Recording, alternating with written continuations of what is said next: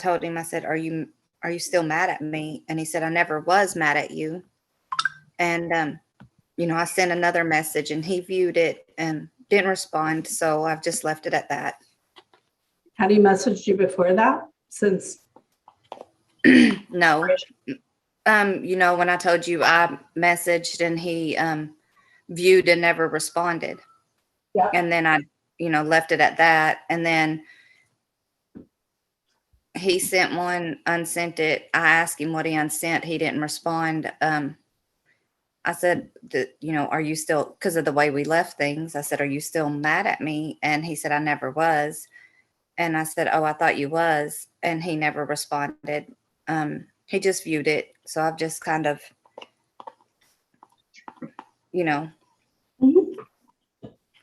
let it go. Yeah, I told him, I did message him and tell him back. I said, well, I'm not mad at you either. And he viewed that, never responded. Because it was kind of hectic the way we seen each other last. And, I think it's good to let each other know we're not upset with each other about it.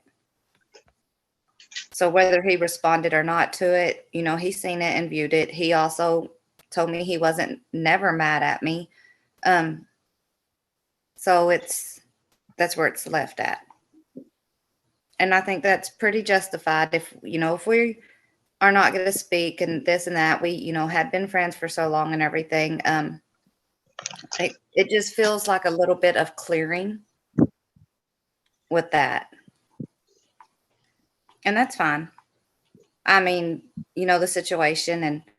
And I also believe any kind of response leaves the door open to our cycle of things. And that's not something that can be happening right now. Because it's very hard for us to tell each other no. So it's best to just leave it at that. What day did these texts go on? This was today. Interesting. Yeah. Very parallel to what Maureen did with letting go, going back for that one point of contact and then stepping back into her protected energy. Separation. Well, also respect to him. How long have you guys been in separation for? When did you meet your twin? We met in 2018. We had been friends for a few years. And then we ended up in physical contact 2021. And then in and out since then. The longest since 2021 we've been without no contact is 5 months. Yeah, I met my twin in 2020, November. And the longest we were with no contact is when I ran away from him, which was from February to June, February, March, April, about 4 months. Mm-hmm. Energetically, like I met a higher level soulmate. I ran away energetically, but he was chasing. He wasn't chasing in 3D, but energetically he was chasing. Well, I feel both of us chase energetically. Sometimes it's so overwhelming, and I know it's not just me. I can just feel it. I don't know how to explain it. I don't know a lot about the 5D or the telepathic stuff. I think I'm learning. I think I just thought I was crazy. And actually, that's not being crazy. That's actually the form of 5D communication. And I did not know that that's what that was. But I don't know. I figured it's a little bit complicated. Yeah, I know. And he did ask me not to reach out. And, that's very hard because he's very satisfying. But I don't want just that. And I respect his decision. I try to anyways. I've crossed them boundaries. But I try to back up too. I get put in my place when I do.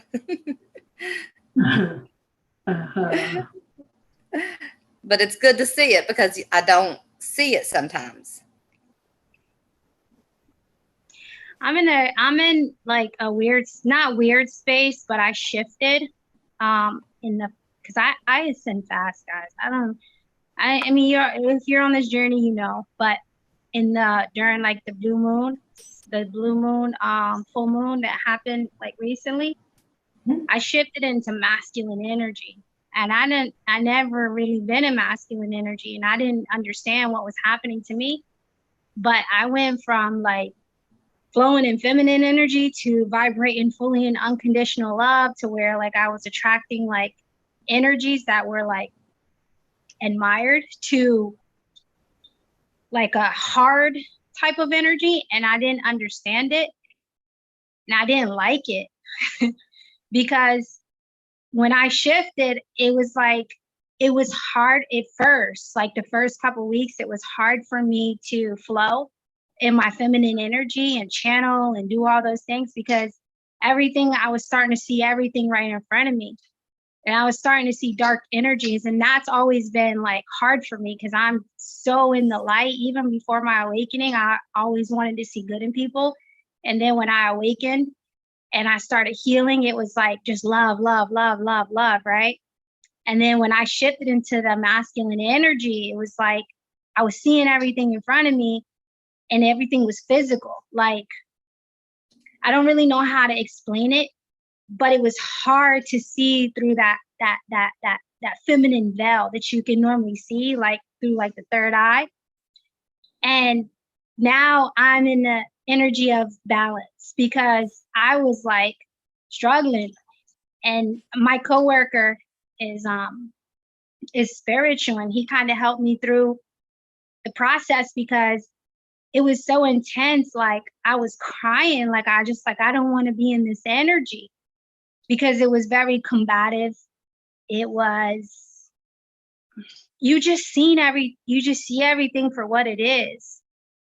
And you can see through people like different, like through like their darkness versus just their light. And so now I'm in an energy of balance, and this all happened within like the Pisces blue moon. And I had to start, like, I used my twin flame journey, and I used my masculine to help me ground in my love, because I had to be like, okay, I have this unconditional love for my masculine. I'm going to use it so that I could tap back into my feminine energy, because I felt like I was losing it. Like I was like, shit, I can't flow.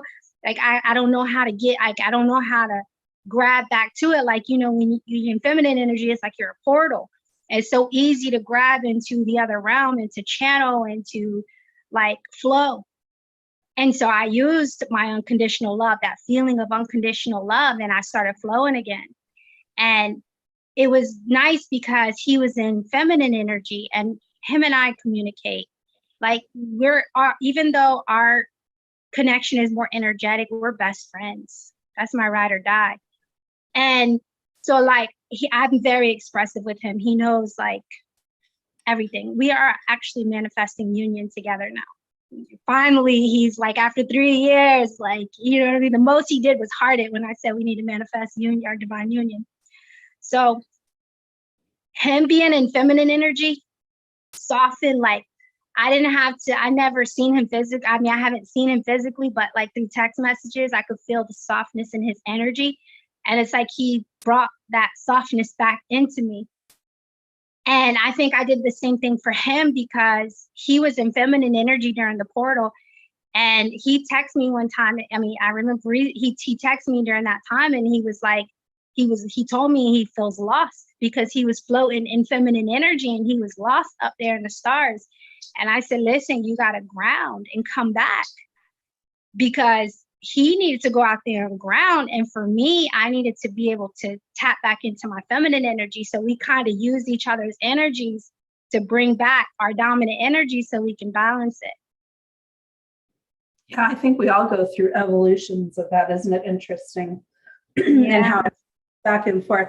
And with your twin, what I've noticed with Justin is that when I look back at those ebbs and flows of the masculine and the feminine, which but correlate with the flows of the divine masculine and the divine energy between us. Like you can see how they they meet. And it's funny, Maureen just sent me a picture of 2 shrimp that she's eating. And she goes, they look like twin flames, but you know what I see in them besides twin flames is the yin and the yang. Maureen, you should, you want me to share it?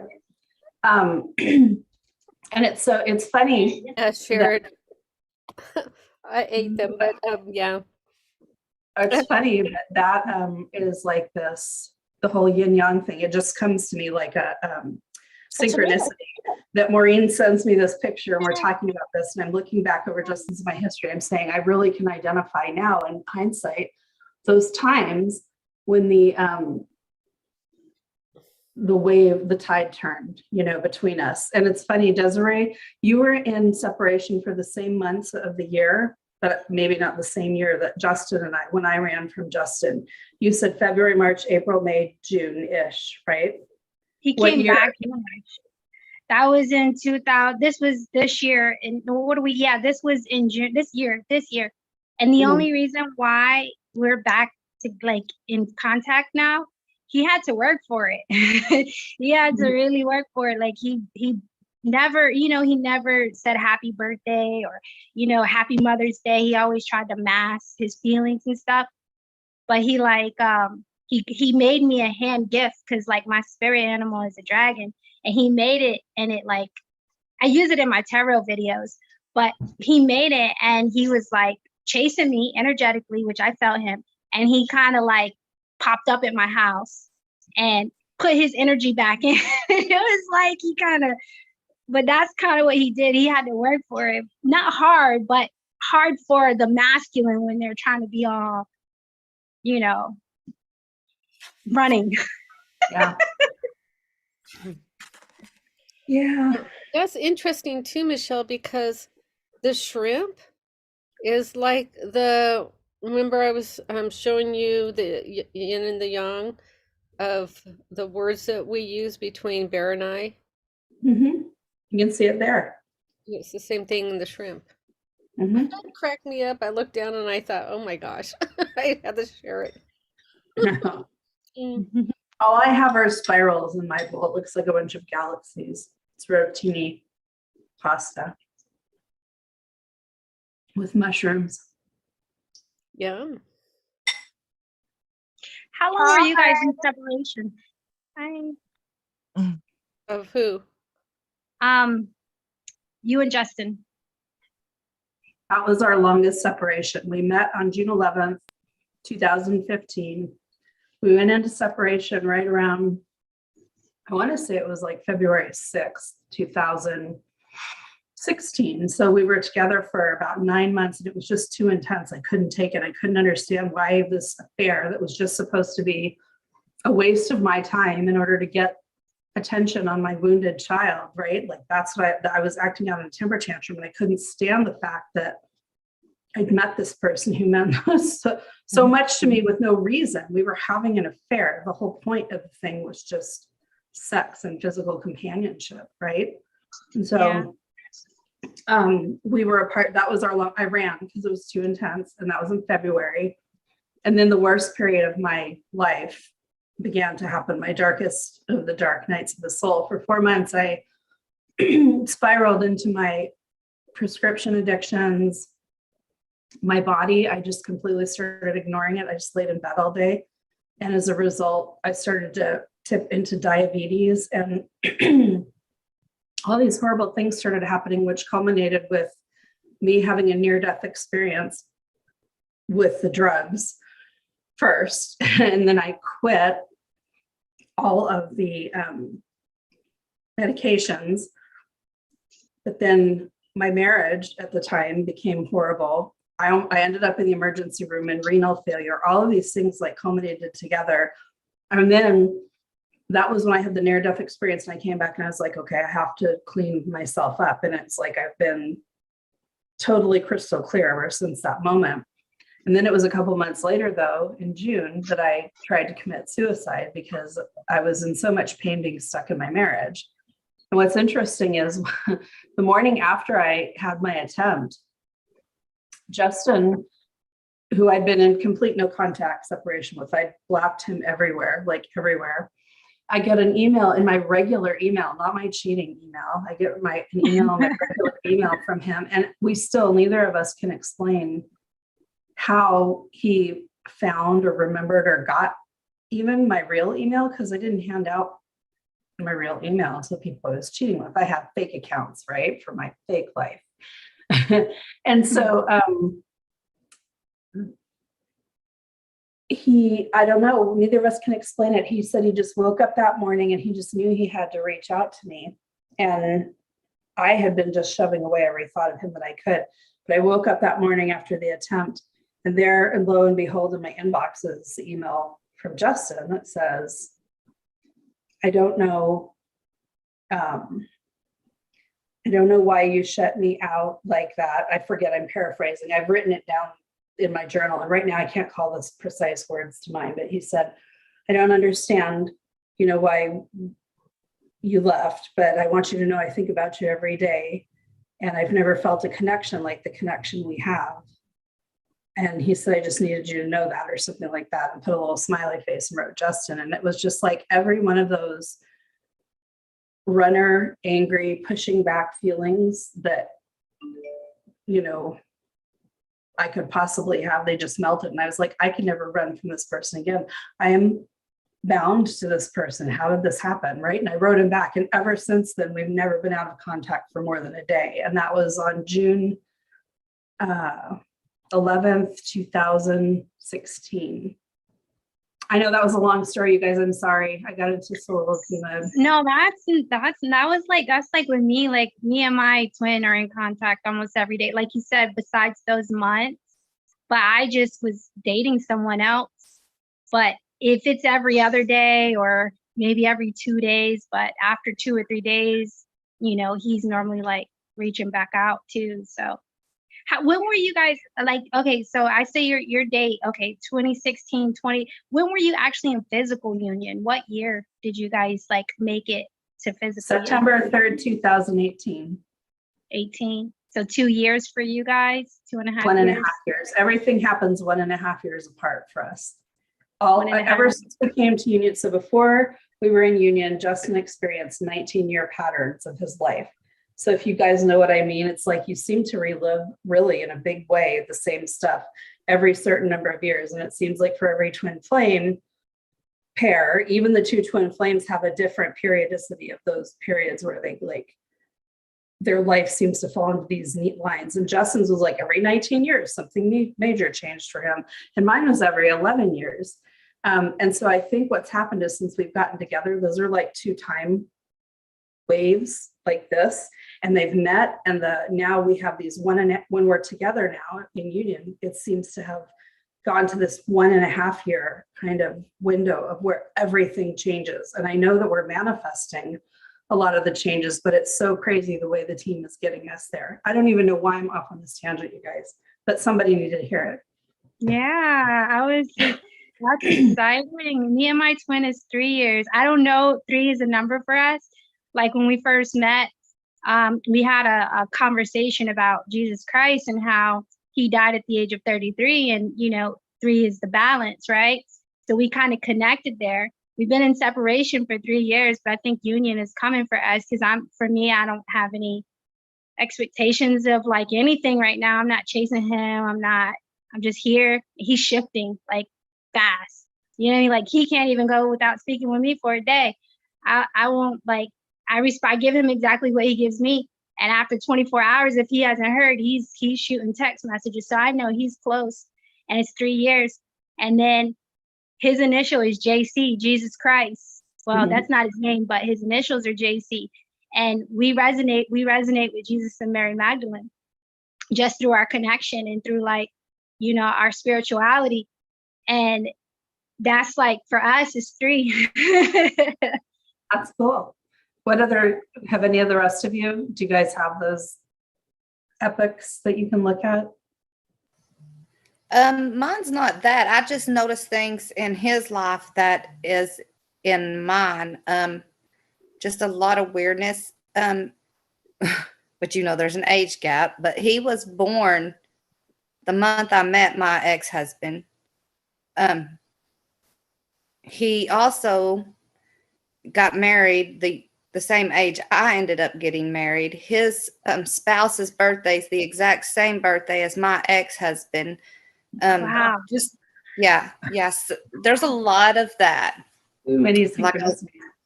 yes, and I mean, there's more than that, but like, you was born, I mean, I can see it.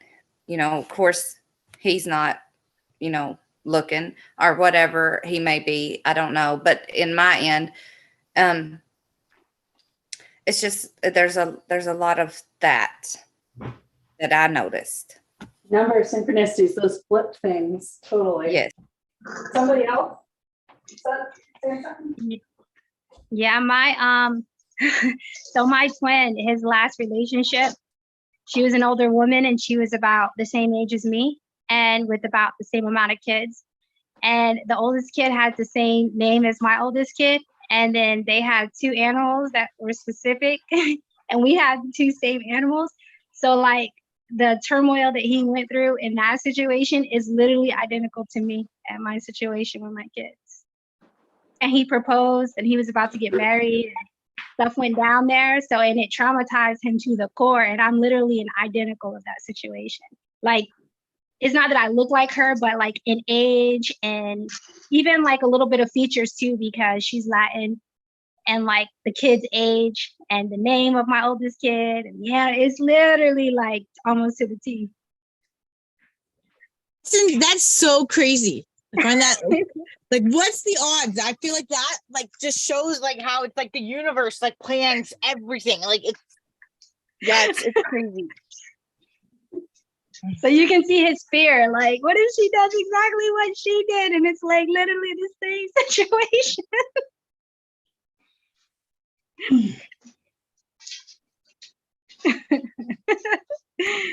I've never really thought about it, Michelle, on that time frame like that. I'd have to really think on that one. Unless you notice anything, but since you've been on this journey with me ever since I met him. Yeah, I'm calculating. Mm-hmm. How old is Sheena? 38, How old were you when she was born? 24. How old were you when you left home and got married? 18.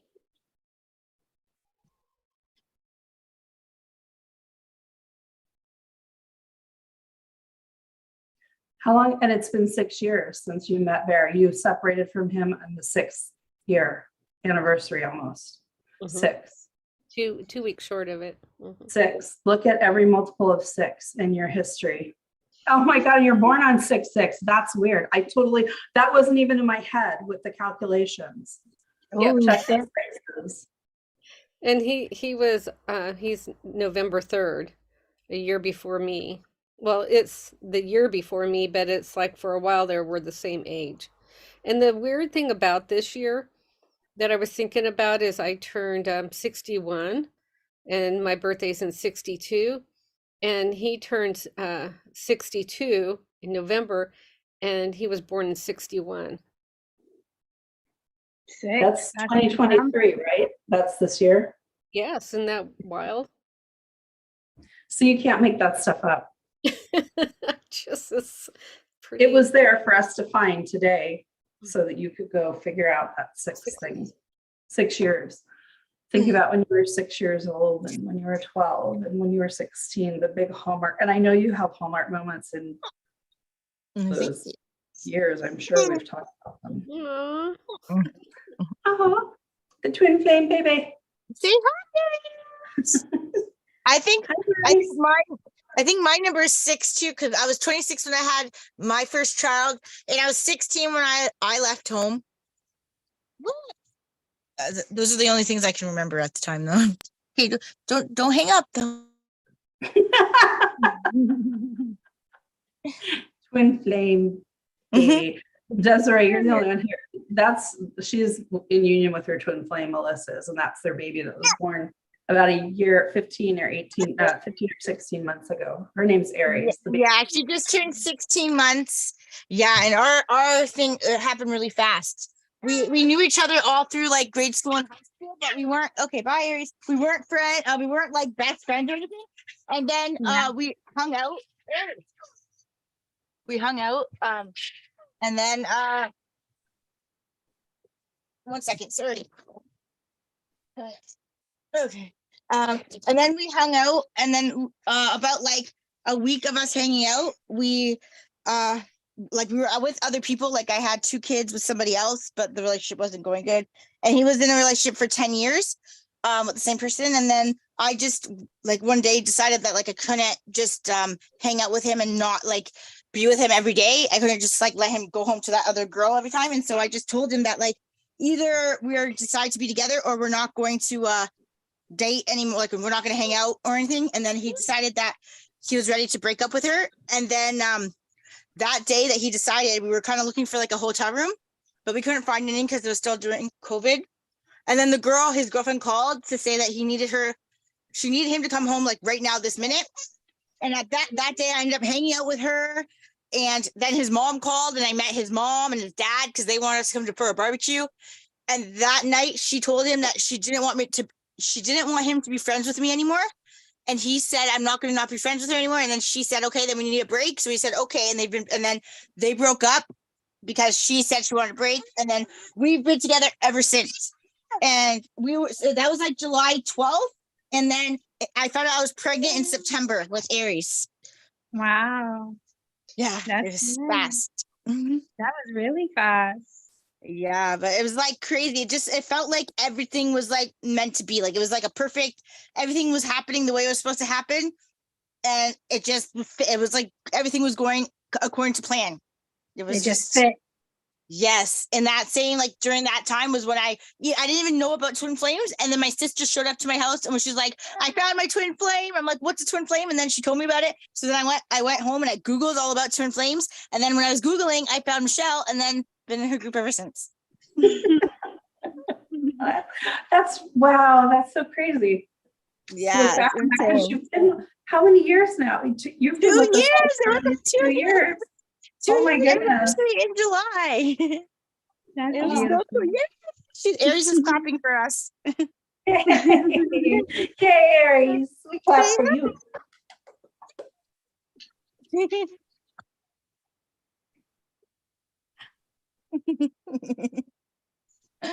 She loves clapping. I think almost 8:31. Mhm. Hi, clappy. Yeah, so it's nice to meet you and have you part of our group.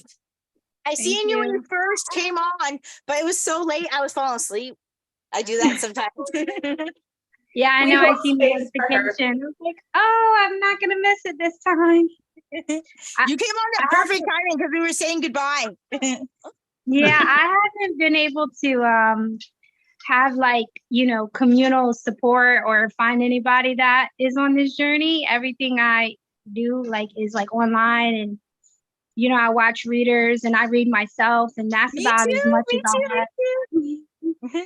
That's about as much contact I have, with other twins. So it's nice to have a community that understands our This group is amazing. Like we help each other through everything. You think it's just twin flames, but then you like start to realize that these are your people. Yeah. Yeah. Hey, get away from food, guys.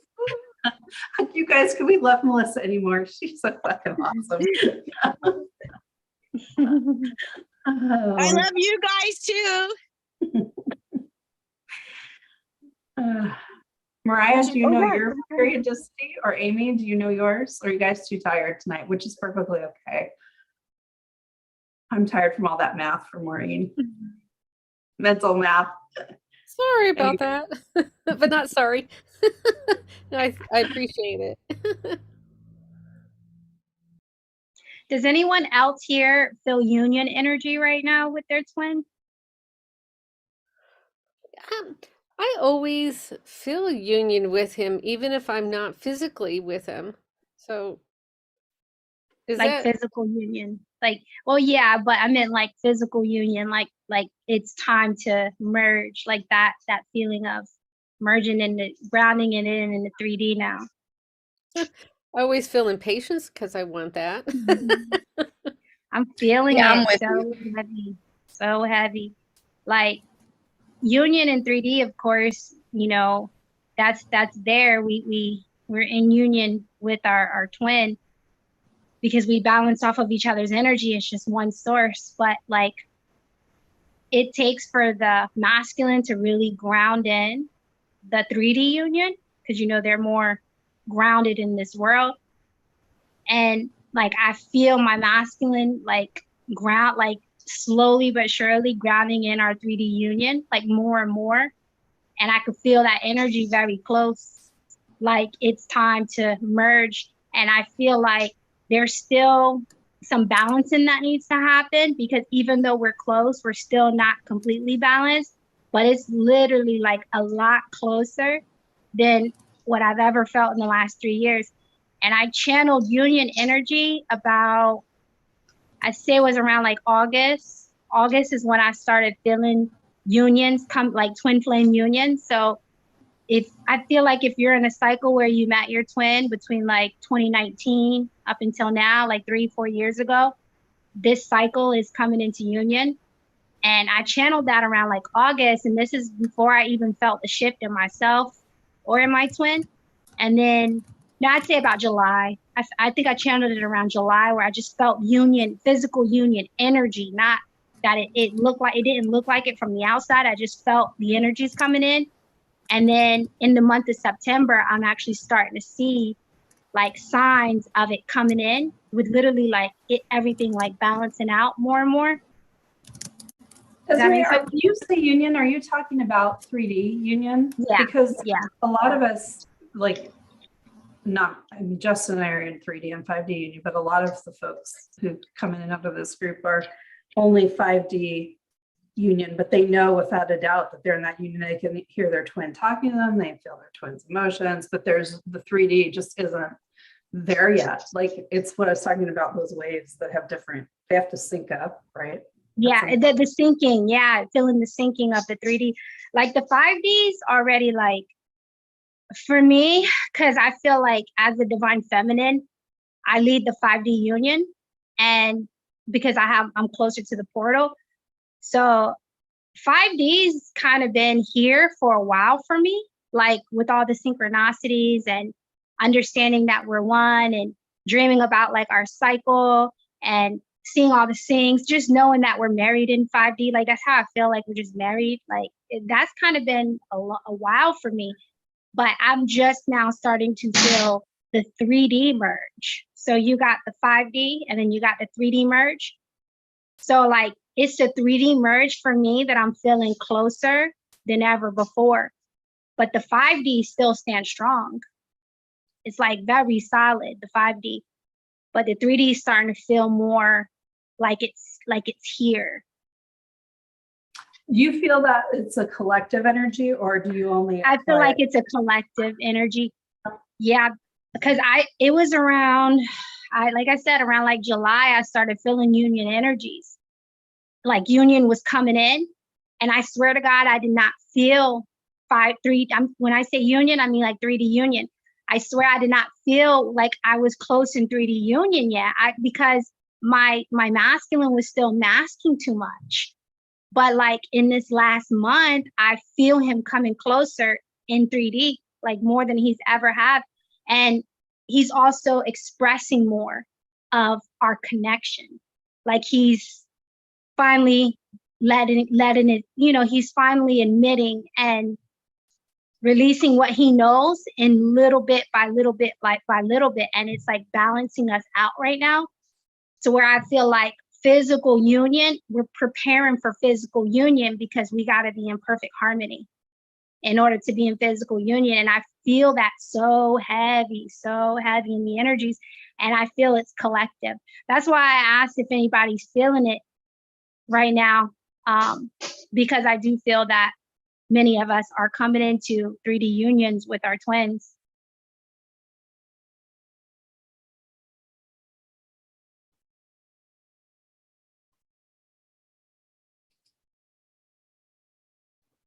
And also I feel like there's going to be two groups of masculines.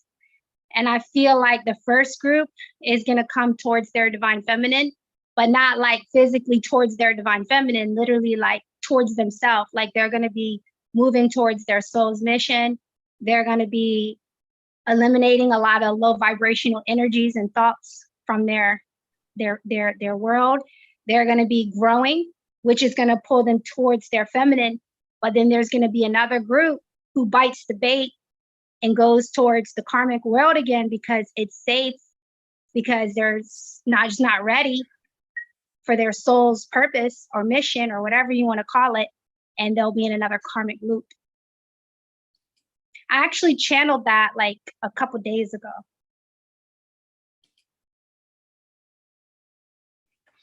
Do you ever do automatic writing? What's that? That's it's like channeling, but with written word. Like I have a lot of affinity for the written word. I love the writing of the word with my hand. I love the typing of the words. I love the translating of the words from here to paper somewhere, even if it's virtual paper, right? There's this thing with words and writing them out, and you just listen. You just have to give yourself over to that channeling state and just write whatever comes and not question the words. That's how I usually get my best like interactions with Metatron. Of course, the word of God, Metatron, right? So that makes sense. But like that would be, you just let it flow and then you read it afterwards. But how else would somebody else describe automatic writing? It is different for everybody. So I do write. That writing is yeah, that helps me channel, but not like in a journal. The way I channel is I'll write on my personal Facebook page is I channel on my personal Facebook page.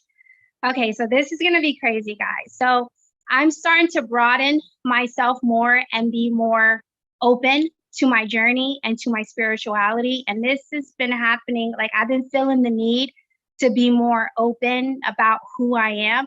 Actually, I opened myself up as a divine feminine to the world about a year ago. I felt the need to come out as a divine feminine. And now I'm feeling the need to come out as a twin flame. And for a long time, I was like, I had this fear of coming out to the world as a twin flame. Now I'm more public with it. And I channeled this not too long ago about needing to come out as a twin flame. So on my personal page for the last year, I've been channeling and teaching people how to heal. So as I was healing, I was writing posts on my Facebook wall, but my Facebook only has a few people, which is like close family members, friends. It might be like 400 people. And I felt safe writing on my Facebook page and teaching people how to heal because it's a very small group. So now I'm having this feeling coming in where at some point I'll probably create like another page where I'm channeling, but it's going to be to a larger group of people. But for me, when I channel to people and they're receiving it and they're able to heal or even grow from it, I heal too. So it's a lot of energies that are healing, which is causing you to heal. So for me, I don't think I was ready for all of those energies, all of that karma to come back to me at once. But now I'm in a stage where there's a little bit more maturity in my spirituality.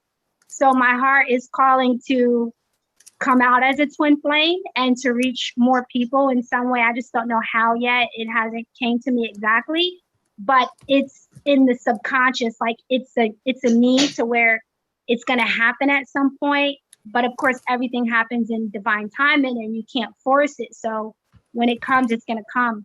But yes, that's how I channel through writing. And also, I'm a very heavy channeler with music.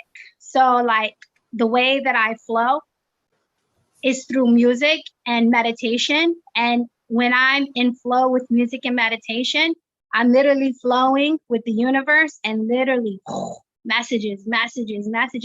I've been channeling to my twin flame probably for the last, I'd say maybe year and a half. And what's crazy is I'll channel to him a lot of the things that hasn't happened already. And now it comes into fruition later on.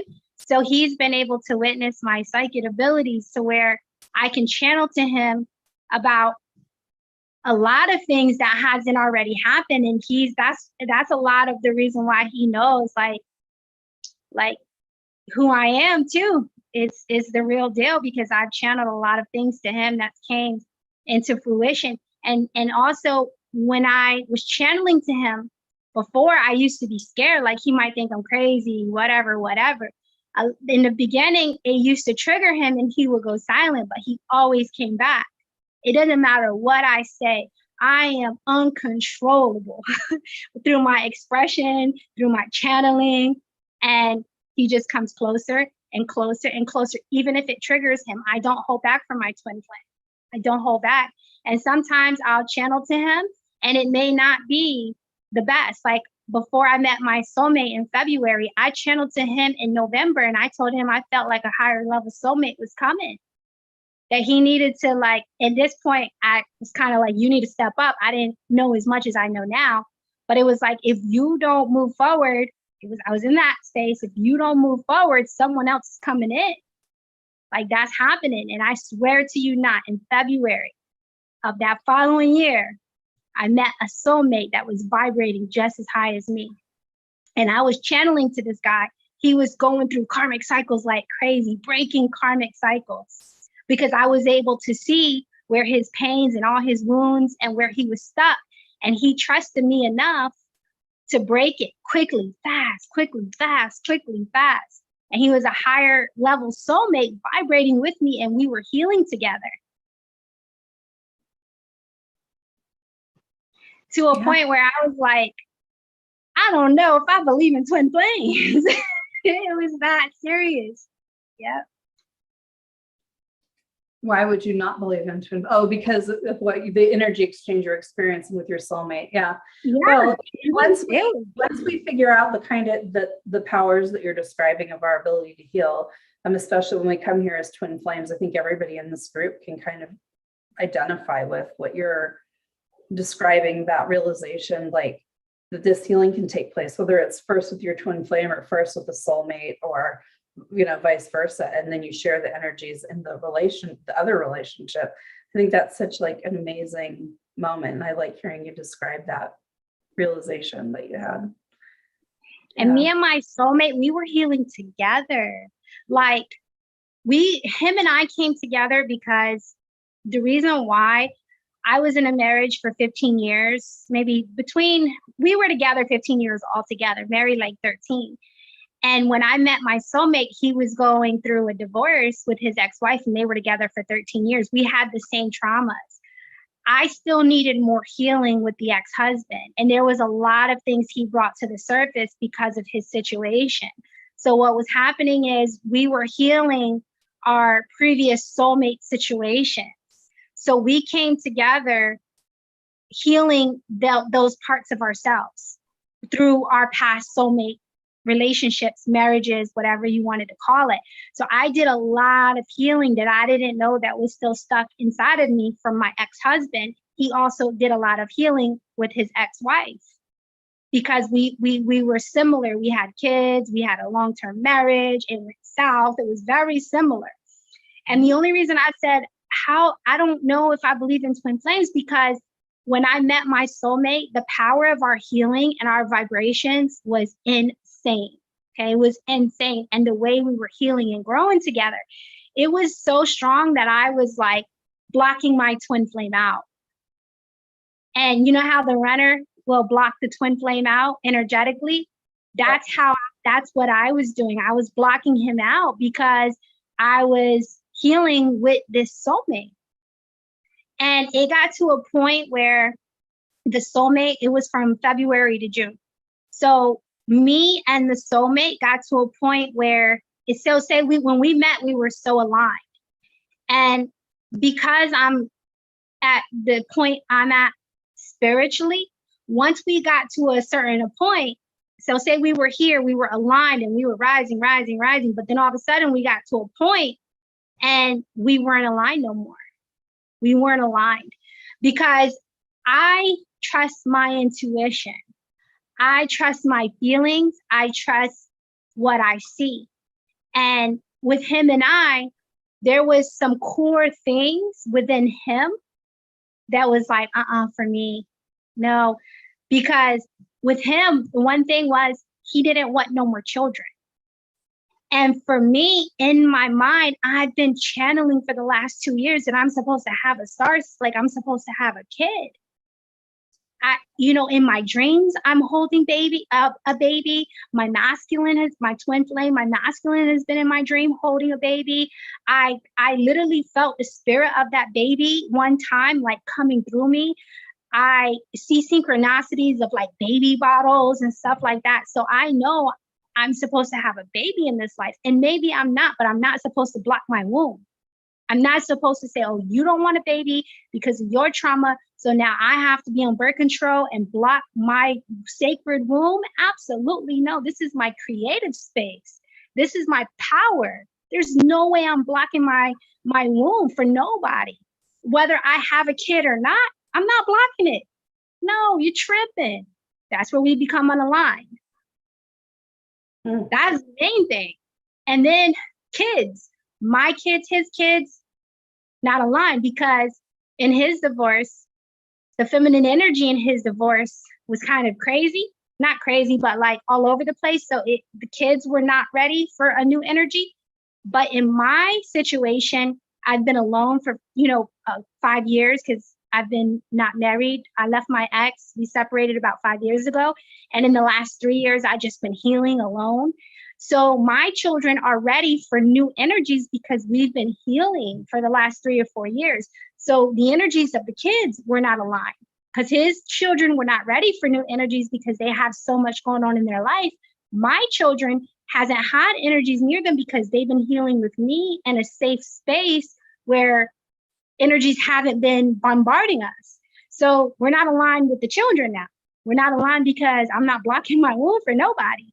And the last thing was my twin. Not my twin itself, not just the twin, but the energetic connection. Because this is when I started appreciating the energetic connection.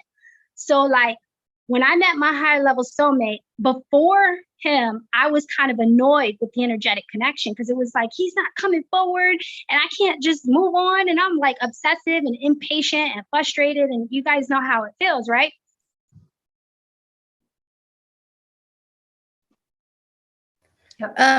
You was talking about healing in your energy and everything. And I had been a very negative, antsy person. I guess that's the best way to put it. And when I ended up leaving, I've always been a different way to my kids. But when I ended up leaving my ex-husband and started getting closer into my healing journey and finding peace within myself and I think it was just taking back my own energy because my ex-husband, I made sure he's been through a lot and I just didn't want him to hurt no more. So I gave everything to him to make sure he felt, because his whole family had passed away, to make sure he felt like he never had to feel unloved. So when I started healing myself and, I was all alone, I still am. I think I can heal anybody just because it's so like, I'm not very into the 5D and the telepathic stuff or anything, but I have feeling like I can feel.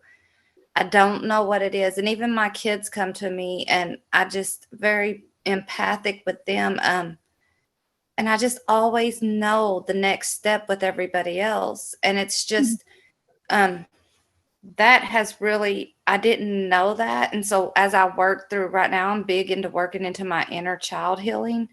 I've always been that. I was the oldest of 3 and my parents were divorced and they would fight and everything. And I had to protect I've always had that in me. I'm going to cut this conversation I'm having short. My daughter just pulled up, but I'll stay on.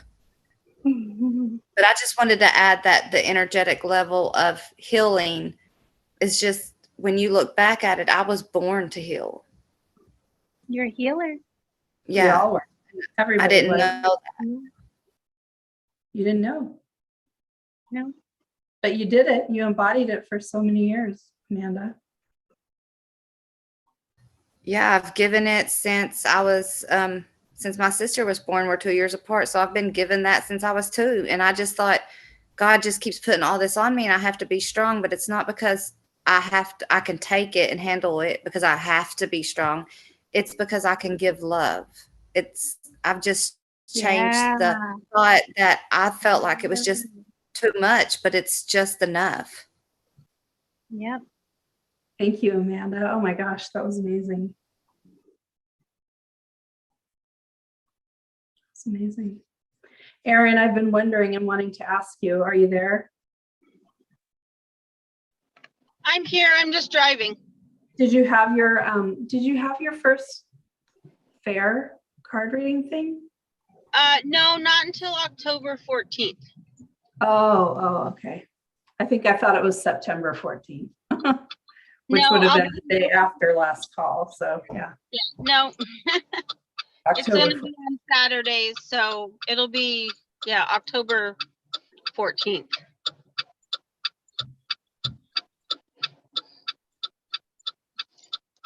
Speaking of time, you guys, right? Doesn't it sound like a clock going tick-tock?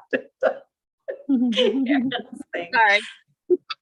No, that's okay. It was perfect because Erin, before you joined, we were talking about how our timelines and our experiences of life are before and after we meet our twins. Like, I always felt things happening in 13-year spurts in my life, and Justin looks at his and they're 19, and how those kind of have come together. And it seems like we've hit this harmonic balance of where we make everything happen in 1.5 year concentrated chunks now that we're together, and we can break up our whole relationship into 1.5 year chunks and clearly identify like steps that are achieved at each of those milestone years. And so time has been a big element of our conversation tonight, and how it syncs and doesn't sync. So your ticking could not have been better timed. I just left acupuncture, so I'm feeling pretty happy right now.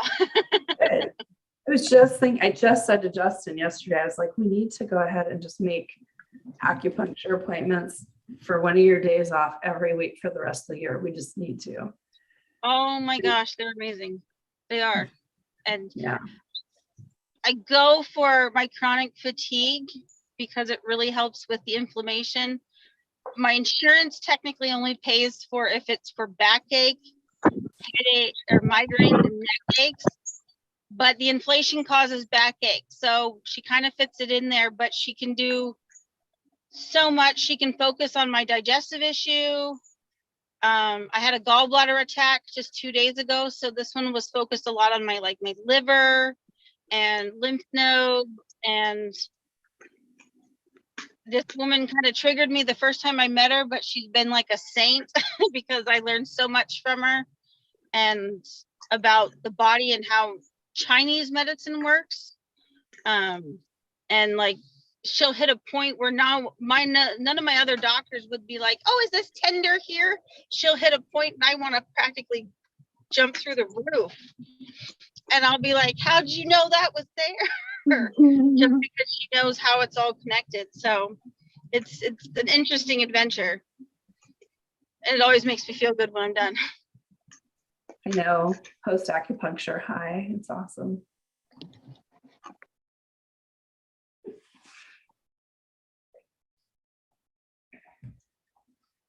Amy, are you holding up?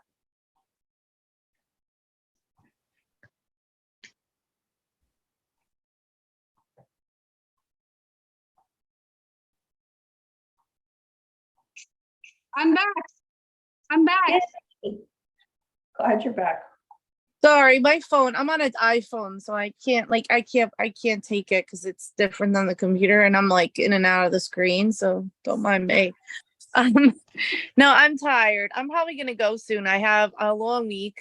My husband just got back from the hospital, and so he's a little bit on different meds, and he's like having a really difficult time. But we got him like a mood enhancer. So hopefully that'll help because he's just all over the place. So it's a lot, because he's on these steroids that are making him crazy. He's done this before. Cannabis? Huh? Is he allowed to have cannabis? I don't know. You know what? My daughter's been taking care of it. She's been home with him. So she's been taking care of it. And that's a good question. That's a good thing I can ask, but I don't know because, they're still working out all the meds. You know what I mean? So he has to take this mood enhancer. It was actually for bipolar disorder or something. And it's supposed to help like the mania or something that he's experiencing right now. Because literally I couldn't wait to get out of work this morning. I was like, oh my goodness. And this reminded me of a time in 2015 when we were like not getting along, we were fighting. So that's why I was like, and I like brought up those, like I told you, that 2015 timeline. And so it's weird to see it again, right? Like, because the tumor grew so much. And like it was the kind of the same situation, which I thought was interesting. What? 8 centimeters. 8 That years was the ago. one. Oh wow. Yeah, that's at 8 years. I was trying to figure out a number. I think you should look into 8. Okay. Because Yeah. those two numbers wouldn't have come up like that except for me to see that, or us to share in that moment. Yeah, no, you're right. That's so weird. So look back at your life. 8 is interesting. Okay. Wow. Yeah, it's something big though. So when do we know something more, or is it just a waiting game right now? Yeah, so I guess the next round of chemo, he's gonna have like some type of shot tomorrow. They weren't even supposed to release him from the hospital. Something, I think he was such a bad patient that they just threw him out of the hospital. So I think something happened like that. Somebody didn't communicate with somebody. So 8. The number what? 8. 8 stands for infinity, eternal. 8 is manifestation. So manifesting what you want, being the co-creator of your life. So 8 is eternal. We're eternal souls. So understanding that our souls are eternal, which is infinity. So 8 is a sign of manifestation. So if you visualize everything going well, you visualize everything the way you want it to be, you can manifest whatever you want in that situation.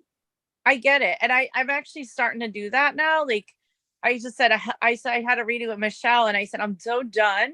Like when I'm done playing victim. I'm done. Like, I just want to manifest money. I mean, I need money. So I'm starting to do that. Like I'm definitely co-creating now because I just it's like, when enough is enough. I don't know if that's like a weird energy that I'm experiencing right now. But it's like I'm like a bull in a china cabinet in that way right now. And that's actually how my husband is feeling. He's like he's a bull in china, and I'm just taking that energy and I'm just kind of like manifesting to what I need to do. Redirecting. I can't like what? Redirecting it. Oh yeah, that's exactly it. I can play victim to it like I did in the past and be like, oh my God, I don't know what to do. Exactly. I don't know what to do with the situation. Oh my God, I'm helpless, right? Or I could say, you know what, I'm gonna do something and be productive and hopefully see the light. That's my goal. It's good to hear this update, Amy. Thank you.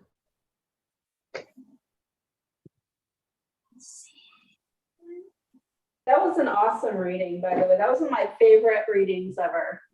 Really? Oh, okay. Like more perfect. Everything was like laid out. We had the 3 things or the 4 things, and we chose the 4 sets of 3 cards or whatever it was. And it was like boom, boom, boom. Everything was just precisely, I don't know. It was just it was fun. It was good. Yeah. It was fun. And I don't feel like I don't have the fear of money like now. I'm trying to like push that out of my today. Like I could have went into that fear of like, oh my God, is there going to be enough money? Oh my God. And I feel like every time I do that, I bring more lack of money, right? So now I'm just like, nope, I'm going to see money. I'm going to see money in that account. I'm going to see money in that account. I'm so like done of failing. And I think my husband's energy is what's, you know, causing me to be like that, because he's got those fears. And I think I put on his fears into me. So now I'm just like, yeah, no, I'm not doing that. I can't do this anymore. Like, I'm just so, you know, I manifested money before and I'm going to do it again. That's it. Yeah. I hear that, Anya. Mhm. What more? Oh, I was just gonna say, good deal, Amy. Keep that Thank up. Right? Don't you guys totally feel that? Like, Yeah. she's just not taking any more shit. No more. I've been like in the battlefield, like literally, like I've been battling like almost a spiritual war for like years, and I'm ready just to like run off that field and just like, you know, just retire. I guess I don't know what, I can't explain it. Like, you know, Surrender. when military people retire from the military, that's what I feel like I need to do now. I Surrender. need to retire from the military. Yeah, there you go. Whatever. Too funny. Oh no, we lost her. Look at that. Hey, Mariah. You're stable now? More the ways one. For about 2 minutes.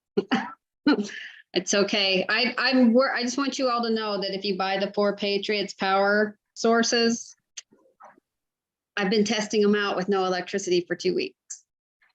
And How do they work? I would say I wouldn't spend the money on it. Oh, okay. I would say is if you not an have time endorsement. to just let them charge for days on end and use them for about a 2 or 3 hour window. We have a decent size one and it still takes like 3 days to charge. And it's it's supposed to run your refrigerator, your freezer, things like that. And it's only going to have a 4-hour life. Oh man. So the little loop around could potentially be, you fill some of these bottled waters, you know, bottles of water, if we freeze them and keep them in the freezer, when it shuts down, it does help keep them cold. And you're thinking of when it comes time to put some meat in the freezer or something. It doesn't last for very long to use water bottles that are frozen. No, but it does give us a little more time to try to recharge it. Yeah, wow. And then 4 Patriots is like, well, just run it while it's plugged into the solar panel. I said, okay, I'll try it. Because right now it's not even keeping 2 fans going for 8 hours at night while you sleep. So I was pretty put out, but I did run an extension cord in from my mom's house. But I have water and I have my little home. As for the journey, I would just like to let everyone know I left the drunk at the dumpster and got what I could get out of the house. Left the drunk at the dumpster? Oh, Yes, I did. So he's turned to drinking now, huh? I'm not sure what else it is, but he did, like, basically said the only reason that we can't be together is because he gets fat when he's around me and I'm mentally unstable. There's that word again today. And was just awful. And he took my neighbor that I have the problem with and hired her to do the work that I would have been doing and had been doing for free that was working, and paid her to do it. It's been very ugly and I've just become exhausted from it now. And I know everybody's deal is different and it's really all the same. But you know, I live 30 minutes from him and he was here and he wrecked the transmission in my car. I can't even call and get my car and ship somewhere to see what's going on with it. And he thinks it's acceptable to not talk to me, even on business things that we really need to wrap up. It sounds like he's got a lot of things that he is not willing to look at with himself. No, Definitely. Mm-hmm. there is He's deflecting it off onto others. there is I mean, yes, I'm learning lessons from it, but the triggers that are occurring I can see more and more every day how us on this journey sometimes go in and cause other structures to have tower moments and implode. Because, you know, since I left South Fork, as I call it, I have kind of watched it crumbling. And now it is kind of happening pretty rapidly. And to say that I am heartbroken, I am, but in a way, I feel like the chain has been jerked off of my neck and I have so much more freedom now. I never want to do tit for tat. I never want to keep score. And I darn sure don't want to find ways to intentionally inflict harm on people. And if I start to think that way, then that is not coming from a loving spot. And I cannot live with his mother's relationship with me either. I don't want to take her place, but she is pretty sabotaging towards it too. So I just, I went to his house and he was like, check on the horse and do this. And I go, I'm not your saddle. Sorry. Quiet.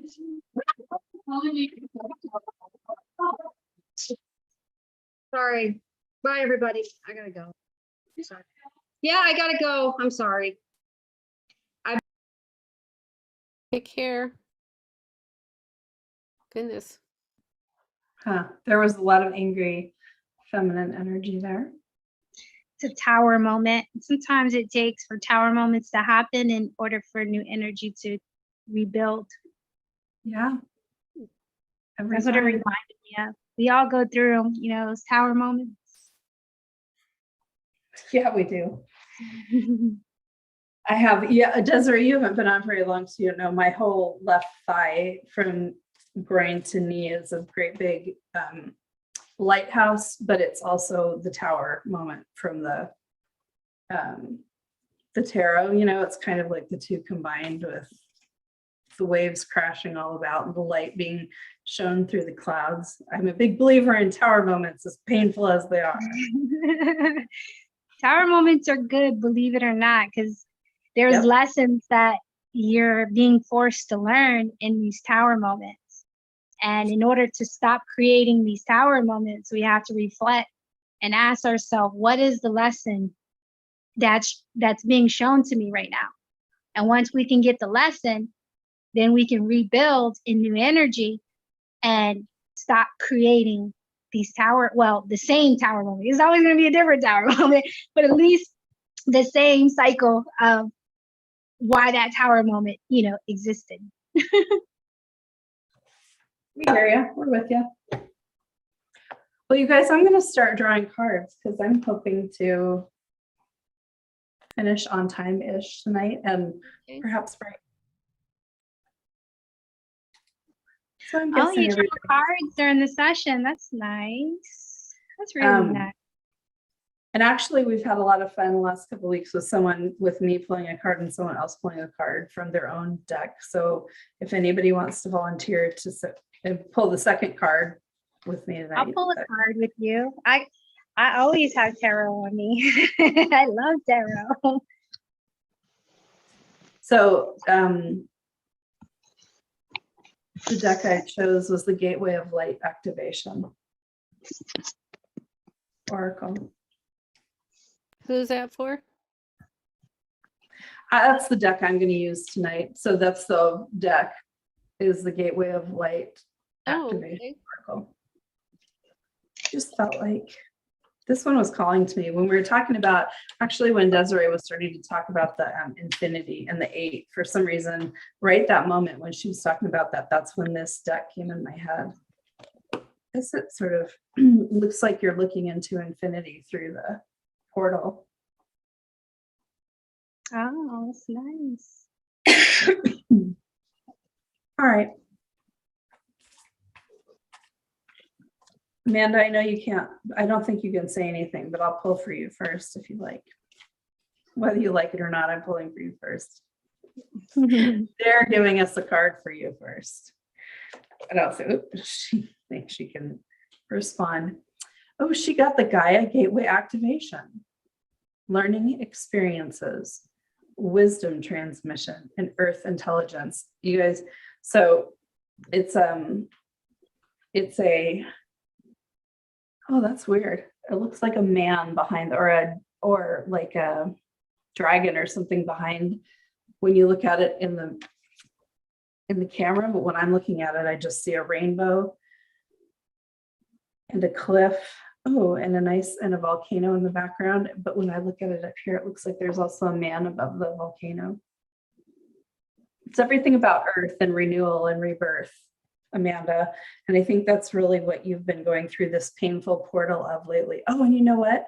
That portal is actually the planet Earth. Actually, if you kind of step back from the 30,000 foot view, the image is two things. It is the whole Earth, and then it is this series of volcanoes and forests that you see when you first start to look at it.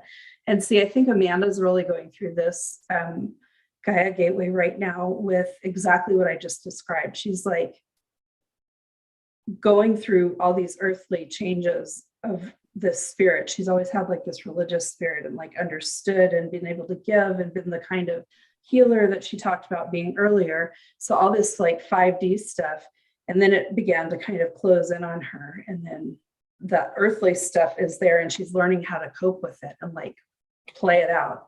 And I see that being part of this gateway activation of learning experiences and wisdom transmission.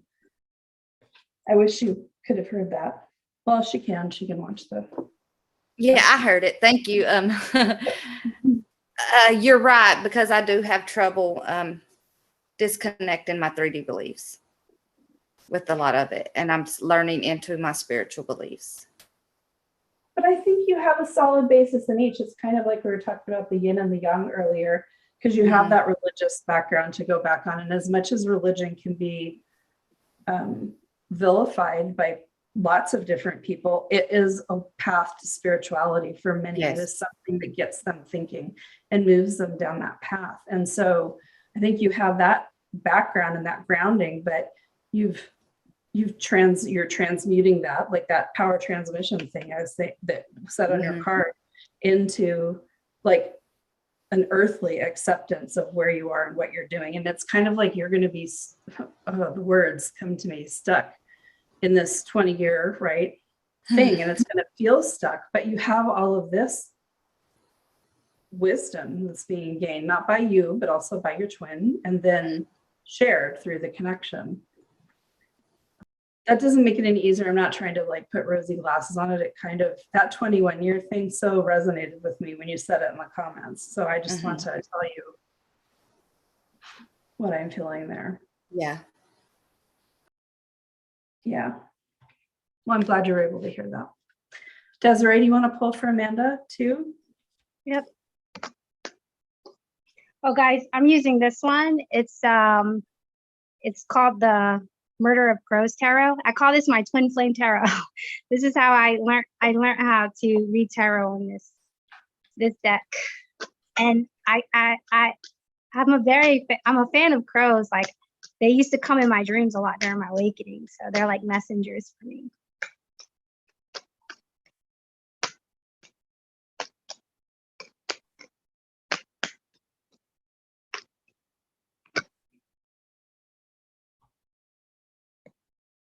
All right. So the card I have here is the Three of Cups. So what I'm feeling in the energy with the Three of Cups, and I'm going to piggyback off of the last card that you just received when it comes to like gaining and experiencing that spiritual wisdom that's like deep inside of you, because you remind me of myself before I went through my awakening. Like my heart has always been real soft, but I was an overgiver. Like, I wanted for people to be happy, and I always seen the good in people. Even if like they did me wrong, I still tried to see past that, because I wanted to understand why they made certain decisions or why they felt a certain way. And that's kind of the energy that I feel inside of you. It's a very pure, pure soul. And I feel like you are transitioning all of that wisdom all of that love that's inside of you, and you're transmuting it. And you're bringing out the wisdom that's inside of you by being like in tune with spirit, like with spirit, with the divine. And with this family, or with this Three of Cups, I feel a sense of family. So I feel, and it's the Three of Cups, which is love. So I feel like with you, like mending your soul ties with your family is very important for your personal growth. It could be children, it could be mother, it could be father, it could be grandmother, it could be uncle, aunt. It doesn't matter. Our soul family, we're connected eternally to. And the stronger our bond is with our soul family, the more strong we become. So I feel like this will help enhance your growth if you can work on mending your soul ties with your soul family.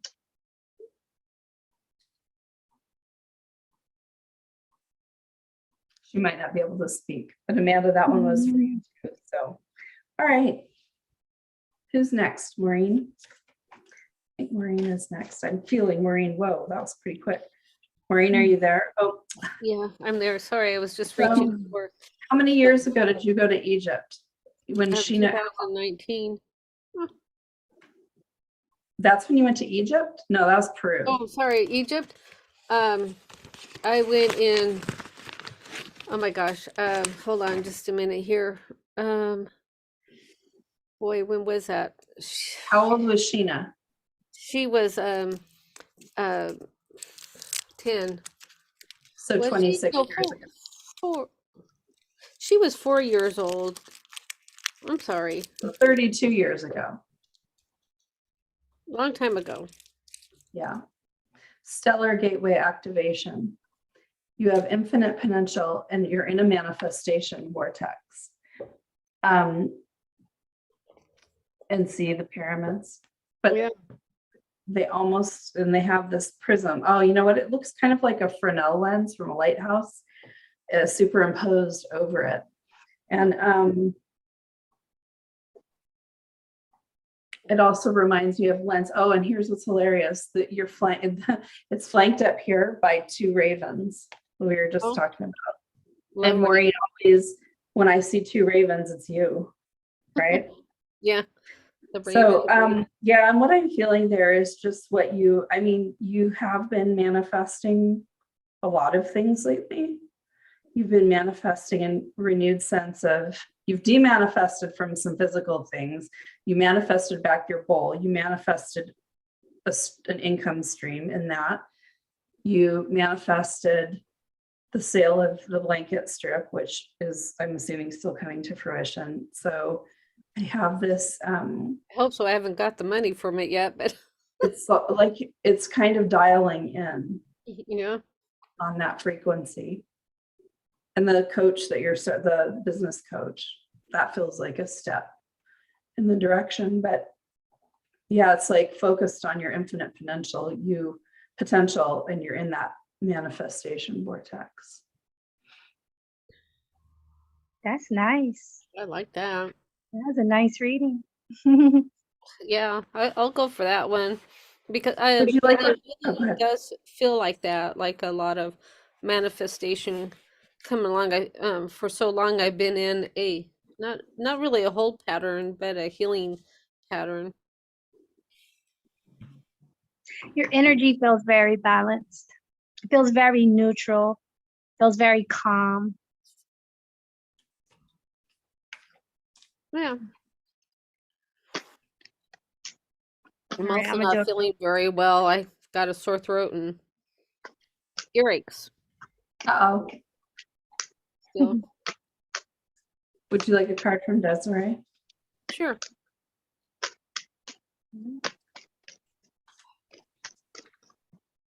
Oh, I got the yes card, which is the sun.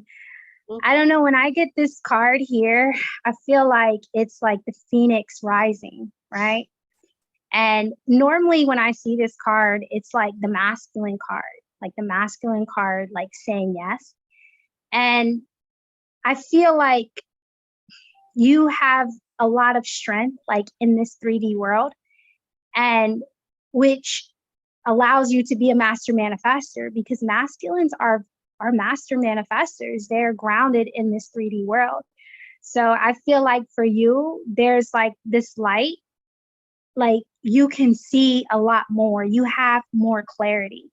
And I feel like your spiritual gifts are becoming stronger and stronger. This is very nice. This is a very nice card to have Yeah, in the I reading. feel fortunate that with this traumatic brain injury I have, that it hasn't hurt my spiritual gifts. It's almost like being in more expansiveness with it. Oh, that's interesting. I can sense that too. Even your understanding and your neutral energy, your calm energy, your depth of understanding, like I could see that, like you're ascending very quickly in these energies. I hope my twin flame starts to ascend. They Gotta do have it. some humor around that one, right? They No, do. now see, that's placing expectations, which you should be Oh, doing is I'm just accepting. teasing, Oh, Michelle. come on, you've got to give me an opportunity to preach. I know. I knew you would give me crap about that. That's why I said it, because I'm. All right, all right. Enough of our I sisterly gotta have rivalry. a little bit of humor today. Oh, well, you can have all the humor in the world. Well, I'd like to tell you before it goes on to the next person. My ball that we retrieved Saturday has been so happy to be back with the other bulls. It is just lovely, and it sounded lovely when I did the bulls for Amy. It's just whole new level with it. I haven't heard it sing like that. I mean, it's just so pretty. I just thought I would tell you, so thank you. Amy's nodding. She must have felt it. That was pretty good. It didn't like the space that it was in. Felt like I was freeing a prisoner when we took it. I truly did. Well, it was in an abandoned space. Yeah. Yeah. So thank Nobody you. likes to be abandoned. Hmm? Nobody puts baby in the corner. That's what it was in the corner too. Like behind stuff, like it was bad or something, and we rescued it out of there. Right?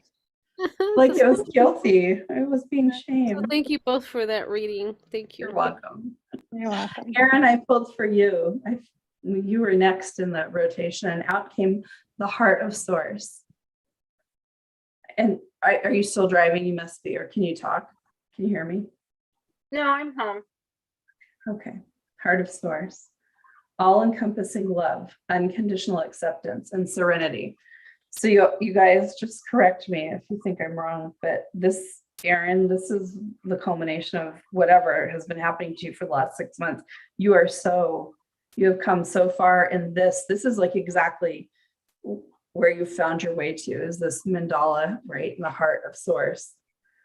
And you've like, I don't know, this, I feel from you more every time I interact with you now. The love within you that's expanded outward. And you used to have so much of it, and it used to feel like sometimes even an attack with it, and you had so much, and there were sharp edges, and whatever has changed in you in the last 6 months has softened all of that. Like earlier, Desiree was talking about that being this soft person before, and I don't know, there's just something about you that has really gotten in that place of unconditional acceptance of, I don't know what, because you've always been pretty good at accepting things, but I feel it at a deeper layer within you radiating out to me, and a certain notwithstanding having to crawl on the roof of the RV, but a certain serenity. Yeah. Yeah, it was very, when I projected it, it could be very chaotic in a way instead of controlled, and it just went everywhere. And I understand what you're saying. And I only have to get on the roof like one more time because there's Yay. actually no fixing it. I'm at the point where I just found out I just have to have the whole thing replaced. So right now I'm going to put a tarp over it and figure it out. Tower moment. New beginning. Would you like Kind of what I've been doing right now is figuring out. I'm just putting all these patches and saying I'll deal with this later. I'll deal with that later. My dad told me, he's like, well, you do what's the, you prioritize what is the most imminent. And I'm like, there's too many things to list right now because the most imminent is if it rains. It leaks in so many places. And so I just laughed at my dad. I said, there is no one thing that's imminent. So I was basically covering the whole thing and removing some as I fix it. And maybe a giving myself tarp more time. is imminent. A tarp, a nice big tarp is imminent. Yes, that is the See, imminent part Maureen, that I there's your got. humor. More humor. I'm giving you more dad jokes. Y'all love it. Thank you. Would you like a card from Desiree? She kindly volunteered. Absolutely. Okay. And what's your name again? Erin. Erin? Erin with Okay. 2 N's. She's our special Erin. Oh, this one fell out. Oh, the 1111 card, Union. So when I see this, it's the 4 wands, by the way. So seeing this like 4 wands here in your energy, it feels like there's not necessarily tower moments, but you see how all of these guys here are kind of working, right? But it's communal. So I feel like for you, in order to get through this time in your life, using those that are close to you, close family members, and leaning on them for support. I feel like you have a hard time accepting support maybe from others. You're kind of like probably an independent soul, someone who's used to doing everything for themselves. And sometimes we as individuals, we don't realize that we put more on ourselves than we should because we're hard on ourselves. So for you, I feel like maybe if you become softer with yourself and you don't demand so much of yourself and make it easier for you and accept the communal support from those that want good from you because you know who those people are. I think that will make your life a lot easier and it'll also help soften your heart more. This is my communal support, my emotional, spiritual communal support. I don't have any physical communal support. I put it on myself because I am the only one to do it. I've just learned how to, and that's where I've been stressing lately over it being too much and how to prioritize and remove some of that pressure from myself. Yeah. Because there's nobody else to take it except for the divine. That's all I got. And see, there's that unconditional acceptance. Yeah. Yep. Yeah. Yep. I had a deep talk with the divine the other day. I'm like, well, if you're, I have no money, I have no energy, I have no this. The only thing I have is faith. That's all I got. That's all you get. That's literally all I have. Oh, Amy. Oh, I'm sorry, Erin. I just interrupted you, didn't I? Finish? No, that's okay. It's okay. Go ahead. Amy, you got the sword of light. And that's kind of what you need right now, huh? And oh my gosh, I'm getting this clear and present message from Michael, right? Can anybody else feel him? You got to. He's huge right now with us. And he's telling you that just call on when you have those moments of it being too much that you were talking about earlier, even though they can lead to beautiful tower moments, like what you're going through. He wants you to call on him and he's going to create that cone of light for you to have respite in when you feel that. And it says divine protection, the cords cut and breakthrough energy. So yeah, I know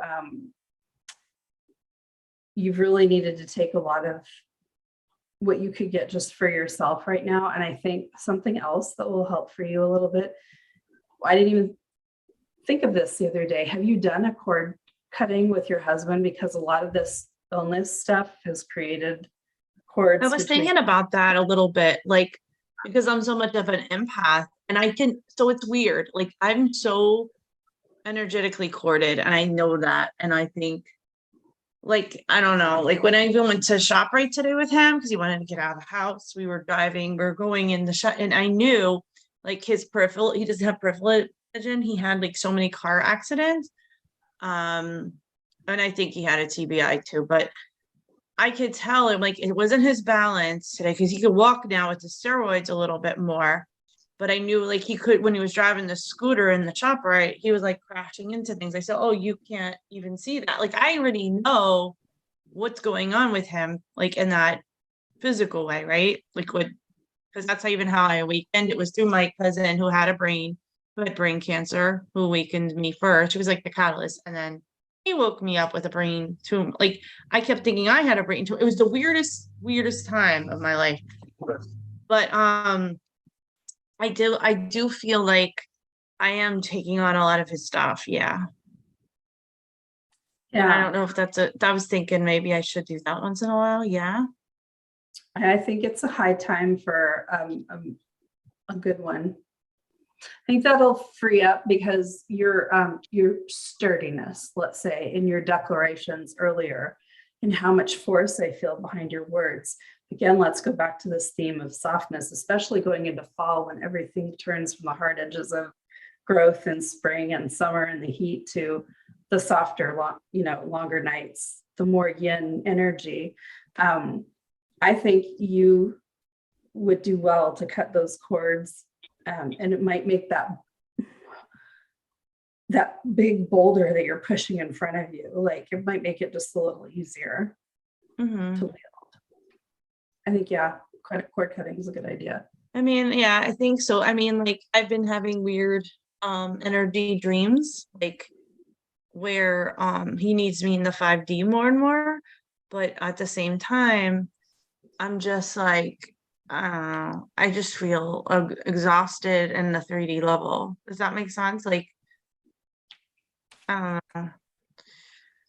it's hard. I don't know why. I got through the day, like the last few days, like I got through the week, I should say. And I don't even know how I did it. I think it's just that I'm doing these rituals. I'm doing these things every day that is helping me. Like I drink all this vitamins. I'm consuming so many vitamins. I'm doing so many meditations. I'm doing so many salt baths. I did sound healing with Maureen. Like, I don't know, like I'm doing so many things. And like, if I wasn't doing those things, I probably would be in bed right now, like sleeping. I don't even know. I'm still up. I'm actually doing work from my classroom too for tomorrow. Like, this is like, it's a lot. It's a lot. It's a lot like that. I just, I have to find, time this weekend, I think, to really recharge, and I will do that because I haven't had it in like 2 weeks. So, but I think I think I will do what you said. I was thinking about it not too long ago, actually. The sword is there to help. Michael's there with his sword to help. Yeah. Would you like a card from Desiree? Sure. Yeah, too. I can feel the weight on your energy too. And sometimes rest, we have to force rest. That's a part of self-care so that we can regenerate, because sometimes we want to be there for everybody else, but it's hard to be there for others when we're depleted.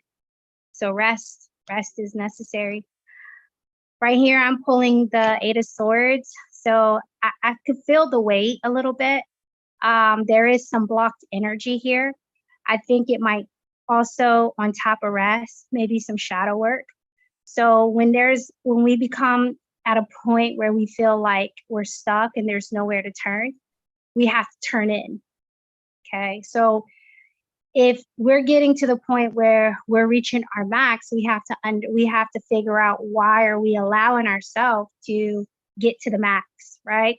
And a lot of times it stems back from inner child. Where did we feel neglected when we were a child? Did we feel abandoned where people weren't taking care of us? So now we go out of our way to make sure that others are taken care of, even at the expense of ourselves. So shadow work is hard. It's when we have to face these darknesses that we never want to go back to. But I feel like with you, there may be a little bit of shadow work in this area with you in order to release this block and also to rest, because I do feel a block, and I do feel that you're going to get through it, and you will be able to see, but you have to rest so that you can get to the root. Thank you. You're welcome.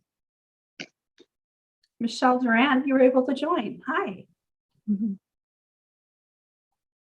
Hi, yeah, I've been here a little while.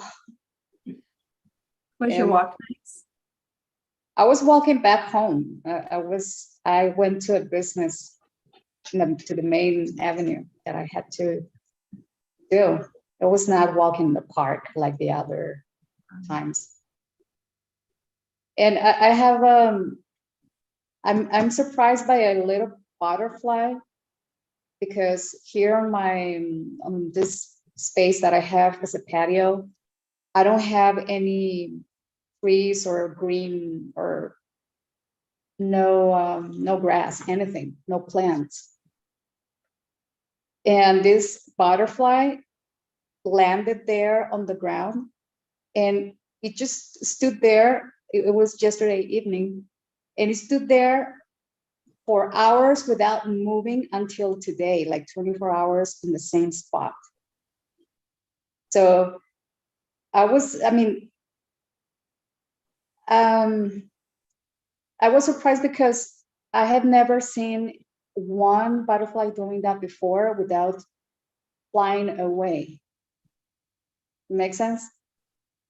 It was not a monarch butterfly type. It was like the type, but it just stood there, and I was able to touch it and to be around the butterfly for a moment. But it just kept there for 24 hours. So, and I think it's still there on the corner. So it's been, that's a record. I think that butterfly is indicating me about change, because that butterflies, that's what usually mean about transformation stuff. Yes, metamorphosis. Right. But to be there for the same spot and not to fly away makes me playing or suggesting that it's like a steady transformation, perhaps. Or don't resist change, maybe. No, actually, I am trying to. Well, I'm not trying. I am actively transforming things intentionally. It is not that I am resisting. I am actively pursuing transformation. Michelle has been amazing at this transformative work. She really puts her energy into it. Yeah. Michelle, I was actually, Amy was still saying her couple last words, but I was thinking about you being next, and two cards hopped out. And it's so interesting that you have the butterfly moment going on. I was thinking as you were sitting there that I can kind of see your aura more brightly today than a lot of times. And it's very pink. There's a yellow core, and then it's very pink all around. And the two cards that came out were higher heart activations. That made complete sense. This higher heart activation has to do with dropping shields, which I know you've been working very hard to do, finding divine love and accepting that your heart is healed through the activations that you're going through. And it's another one of those portals, right? It's the activation through going through some kind of metamorphosis or trial, right? That hole or that portal that we have to pass through to get to what's on the other side. The smooth clouds and the smooth pink energy of the higher heart being fully engaged. And the second card you got is one of my favorites. It looks like a caduceus. So we were talking about healers, right? In the background, but the way the light is hitting this, it's an emerald tablet, and there's a column of light coming down through it, and it's lighting up what looks like the caduceus inside. And I think that this card speaks to me of exactly what you have been doing, bringing down It's almost more of that sword energy of like bringing down this really strong energy. And you've put a lot into erasing those files and rewriting, you know, histories and really embracing the change. And what I hear this card saying is you can do all of that. And there is also cosmic ordering helping you. The cosmos and the universe have a way that they set the template for us to walk through our journey, right? And I feel them reminding you that everything you're doing is important steps, but make sure to give them the little spaces they need to align things with you, to work with you. And divine alchemy is the next phrase that's on the card. And that's when that divine alchemy can happen between you and all of your efforts at heart change and heart growth, because you've got a pink card and a green card, all heart colors. It's going to result in divine alchemy. It is resulting in divine alchemy. You are manifesting that change. Oh, and then the third phrase, I hadn't even read it yet, conscious manifesting. So I feel like this is a very auspicious duo of cards for you, both about heart activation, one with the lovely round feminine energy and the other with the staff, the feeling of the phallus, the male, masculine, strong, straight energy. I feel those coming together for you there. Oh, wow. Oh, sounds very interesting. Yeah. Thank you. I like it. You're welcome. Would you like a card from Desiree? Oh, yeah. Please. Yep. All right. That was a nice reading. By the way, it was really nice. Thank you. All channeled, you know how it is. Oh, I pulled the Queen of Pentacles. Oh, This is the stable queen right here. So when I pull the Queen of Pentacles, the energy that I'm reading off of this is a very strong person, a very stable, especially in this world. And it doesn't necessarily have to be material realm. It's more of like, yeah, I feel like a warrior spirit, you know? Like this queen has been through so much, so much in childhood, so much ancestral trauma, so much just in this life. And I feel like this queen is standing tall with a lot of stability in their life right now. And we're talking about like just strength in this world, using the spirituality and alchemizing all of that pain and turning it into love and healing. So yes, I can also feel that same energy too. That butterfly energy transforming. Yeah. All right. I like it. I like the card too. Thank you. Yeah. Michelle, That was a good reading for you, Michelle. I like that. yeah. Both of your readings were great for her. Oh, yeah. Thank you. You're welcome. Michelle A., I know sometimes you can't talk, but you did say you see butterflies everywhere all the time. They're your spirit synchronicity. They show up for you, I know. You guys, I found my next tattoo artist who's starting on I'm having my right leg done as a sleeve. All the way from, oh, that's okay, Michelle, we understand. All the way from the very tippy top of my thigh down to my ankle. Oop, there was Michelle's card. The halls of learning. Oh, so right away I'm taken right into Akashic timeline, Akashic records reading. You looking into getting these images of these crossed paths with you and your twin flame. And I know that you two have a hard time right now being at any kind of a crossroads, right? You're really at that point out here where you're at the apex farthest away from the crux of your shared timeline on this earth. And I feel like they're asking you, your spirit guides. And in fact, the first phrase on here is spirit guides. I'll show you the picture. You can see it's a hall, a library.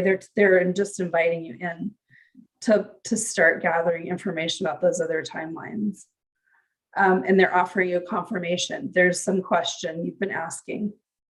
And I think you keep dithering on it.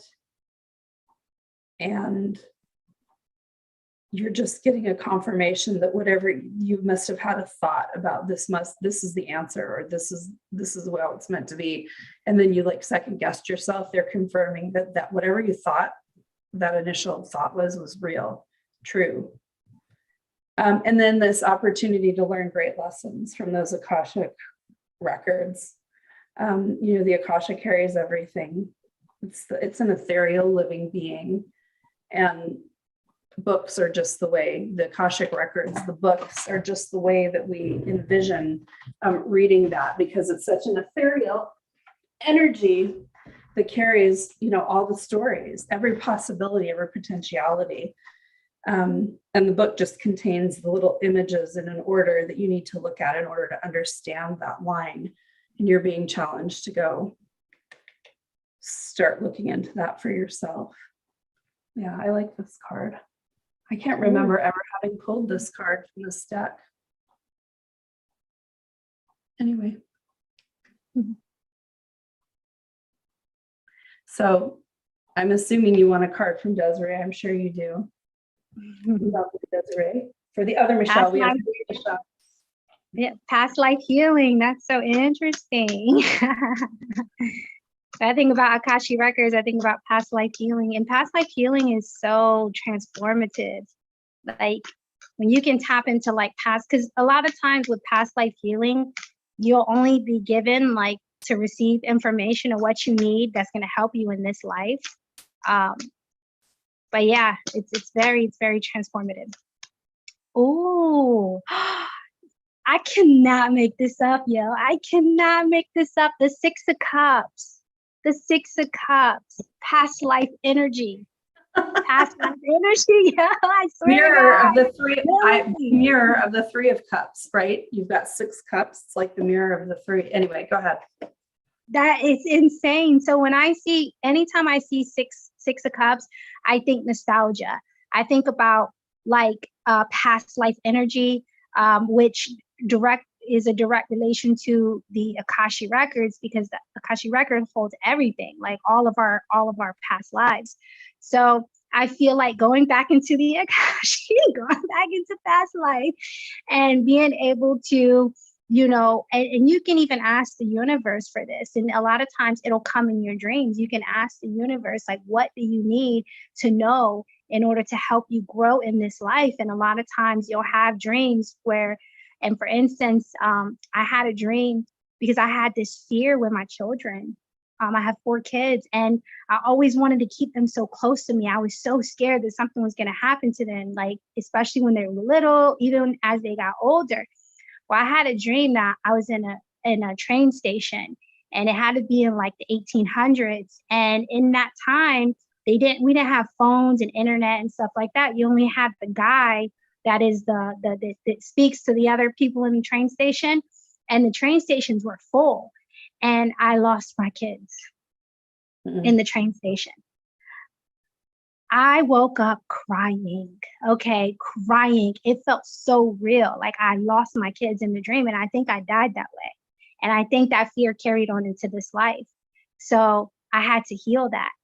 And now I let my kids go more freely, and I don't have as much fear with them, for them to be free themselves and to go on their own journeys. And that is only reason I told that story, is because you can see how healing past life energy can help you in this life. Because if you have these certain fears and you don't know why, and you can't even go back to childhood, a lot of times it's past life stuff. So when you clear it, then you can stop projecting onto others, because I was projecting that fear onto my kids. Guess what would have happened if I would have continued to project that fear? They would have projected onto their kids, and then the cycle would have continued. So a lot of times going back into the Akashic records and understanding past life in order to clear so that you can evolve in this life is very, very butterflyish. Love the butterflies. Well, thank you. That was fun, Desiree. I liked reading with you. I felt like our readings really synced up, especially after the first couple. It was just like awesome. And you know, it's crazy. You have a lot of dominant masculine traits. I'm dominant feminine. So there is like a balance too. Love the yin and the yang together, you guys. It's nice. All right. Well, does anybody have anything earth shattering they must share, or is it time for me to go right? Thank You you. want- Michelle. So you didn't have any snacks today? I did. Before you got on, I ate in fact, I didn't even eat it all. You want some? Here, rotini. It's actually chickpea. It's made out of chickpea. It's pasta made out of chickpeas. It's really, it was way better than I thought it would be. So good. And then a homemade sauce that Justin and I made. I just ate the leftovers, but I was too full. I had too much. The bowl was too big. Thank you for checking on me. I did. I've been forgetting, and Justin started researching apps today, food reminder apps for me. And he's like, oh, here's one they say it's better on the iPhone than on the Android, you know? And so I don't you guys just love it. I mean, well, I love it.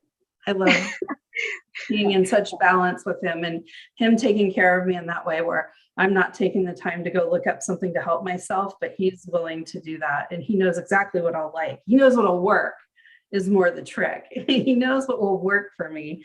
I might resist at first, but he always knows. I never thought I would trust anybody, let alone a male dominant person over me. As Desiree pointed out, right, I have an overabundance. Oh, look, 111 minutes goes when we began.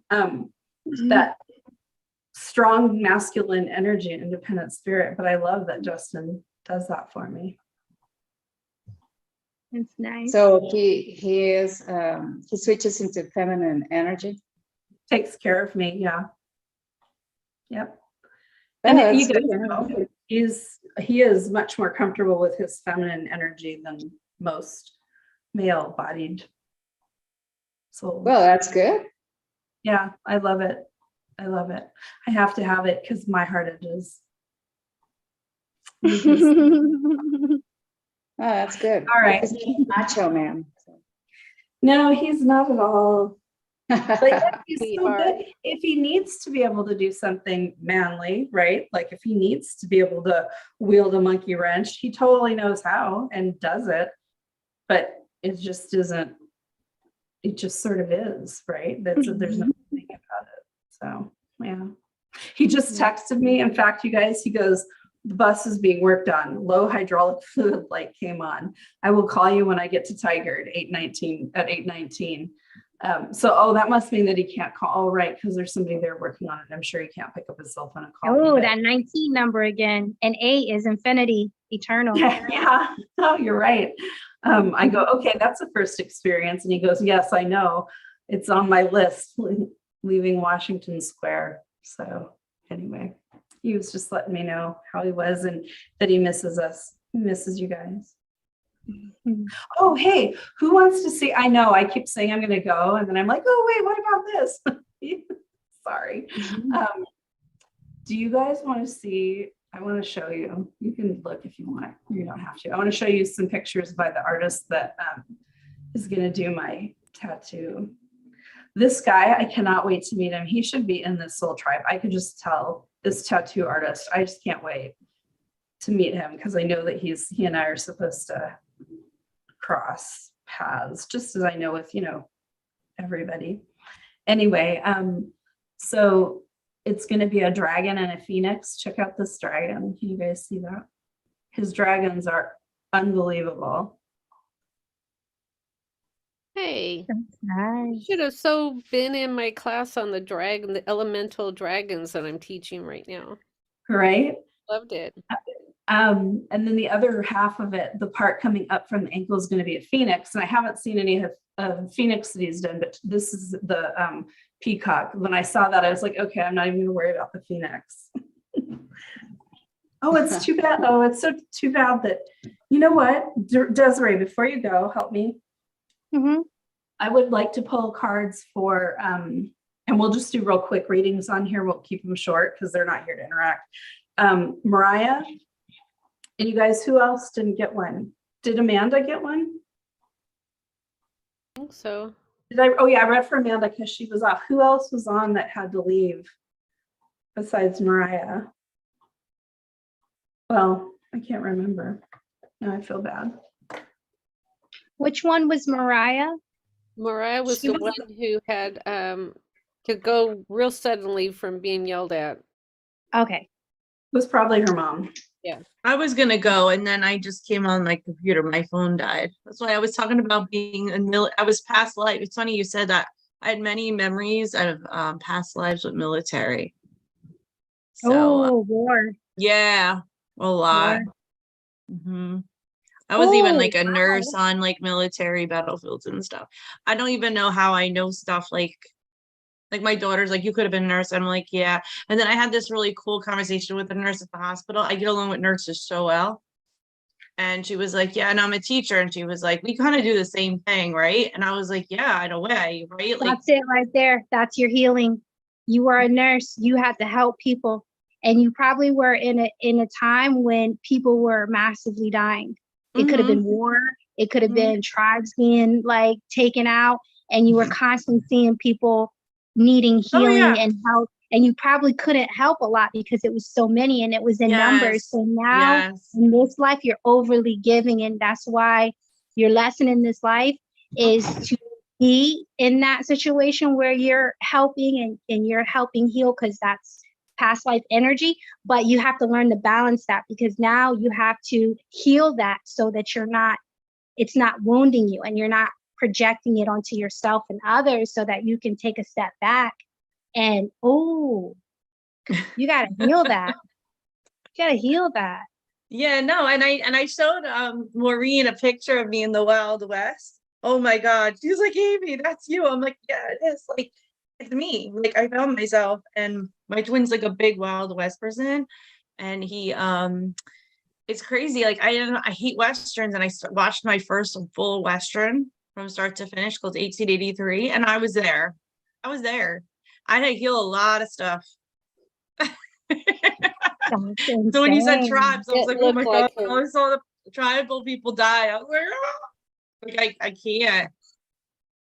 And you probably were in a position where you wanted to heal everybody, but it was too much, and it probably wounded you. Yeah. Amanda, are you going to send a screenshot of not screenshot, but the picture of the card of your reading? Yeah. Oh, of Desiree or me? Oh, Desiree. I thought it was Amanda. Yeah, Desiree. I know you usually take pictures of your cards. Take pictures? I take pictures and post them in the group so that people can look up close. Do you remember? Oh yeah, you had the Queen of Pentacles. Oh, you want to see your card again? She was wondering if you could take a picture of it and post. Are you in the group? You're in the group, right? In the Twin Flame Warriors support group? I think so. Is it a Facebook group? Yeah, the Facebook group. And I post the pictures every week, maybe. I'll look and see if you're in there. If you're not, I can send you a link, because every week I try to remember to post that I take a picture so people can look up close their cards. Oh, I see. I can, yeah. On the post, I'll put down your name and I'll at you. And then I'll say, if you guys remember which card was yours from Desiree's, maybe she can, if she feels so moved, she can take time and put a picture, reply with a picture. Yeah. That's good. That's a good, yeah, that's. What was the tarot that you're using, the deck? It was the name of the deck is called Murder of Crows Tarot. And in that deck, this is the Queen of Pentacles. Oh, okay. All right. Just talking about the Akashic records, in one of my past lives, or well, maybe it was several, but in one of them particularly, I was one of the witches that felt haunted, like back in those days where witches used to hide and not to be very much exposed. Yeah. And for those memories, I've seen that had come up surface in this present lifetime in a lot of ways.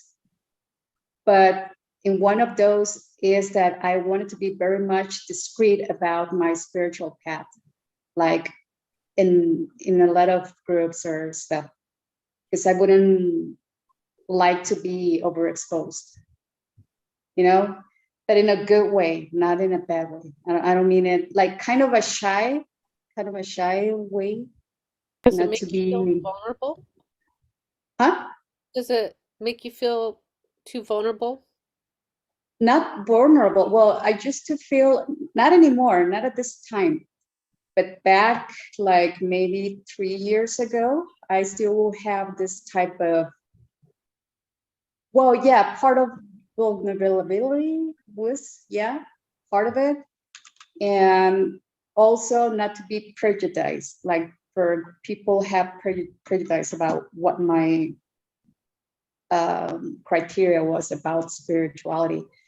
Because one of those things, one of my cousins, she was a Christian. Well, she still is a Christian. And I will feel judged. And, because if I will post a triangle, she will call it Illuminati. And I am not into that kind of way of thinking for that cult. However, for me, triangle means different, and I will be, like, be pointed at because of my way of thinking. So I found out where it was coming from those memories. But anyway, I'm bringing this to the subject because of the card, just touching. We come from the same, whatever lifetime that was in, we were there together. I had that same healing. I was in that group where I was a witch and we had to hide and I was burnt. Yeah, but so far I know I was not burned under persecution. But I used to do that. I used to hide and keep it all secret and occult and just very much hermetic. I was arrogant. I was very arrogant, and I wasn't in unconditional love, and I used a lot of my gifts for darkness in past life. Yeah. I one of the things I want to add, because I know she needs to go. I know how to drive a broom. 2 years ago, precisely in Halloween, in the morning, I woke up with this memory that night I took a broom and I was trying to make it raise up in the air, but just by my thinking. There was no other type of mechanism using the broom. So it was the stick, and I put myself like this, and it will rise and then will fall, and it will rise and fall because I didn't get it steady up in the air. But then I was like, remember the training that I had in my mind, and then I was commanding the broom to sustain itself on the air, and then keep me like this.